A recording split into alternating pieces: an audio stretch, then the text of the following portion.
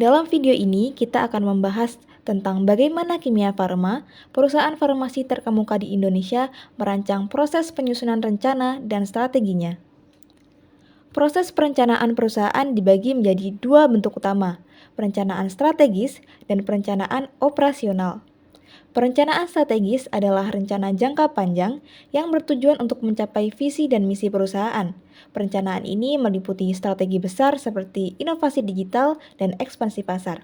Sementara perencanaan operasional memastikan implementasi strategi pada tingkat harian dan bulanan di setiap divisi, dari produksi hingga pelayanan apotek.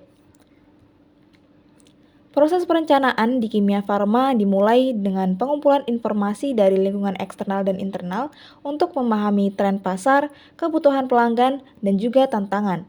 Setelah itu, perusahaan merumuskan tujuan utama dan strategi, serta mengevaluasi alternatif strategi sebelum memilih yang paling efektif. Tahapan perencanaan yang dilakukan Kimia Farma sebagai berikut. 1. Menyatakan tujuan organisasi, seperti meningkatkan akses layanan kesehatan berkualitas dan memperkuat posisi di pasar nasional, selaras dengan visi-misi Kimia Farma sebagai penyedia layanan kesehatan terdepan di Indonesia. Yang kedua yaitu menyusun daftar alternatif untuk mencapai tujuan. Kimia Farma menyusun alternatif strategi yang mencakup berbagai aspek, seperti pengembangan produk baru, peningkatan layanan pelanggan, dan perluasan jaringan distribusi. Yang ketiga adalah menyusun asumsi sebagai dasar bagi setiap alternatif. Kimia Farma membangun asumsi penting untuk mendukung setiap alternatif, seperti pertumbuhan pasar digital, perubahan regulasi farmasi, dan ekspektasi pelanggan terhadap layanan berbasis teknologi. 4. Memilih alternatif terbaik untuk mencapai tujuan.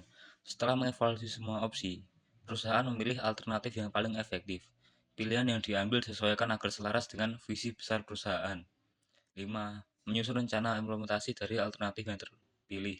Kimia Farma menyusun rencana implementasi yang rinci, termasuk pembagian tugas antar divisi dan penjadwalan aktivitas. Rencana ini mencakup langkah-langkah konkret untuk mencapai tujuan jangka panjang.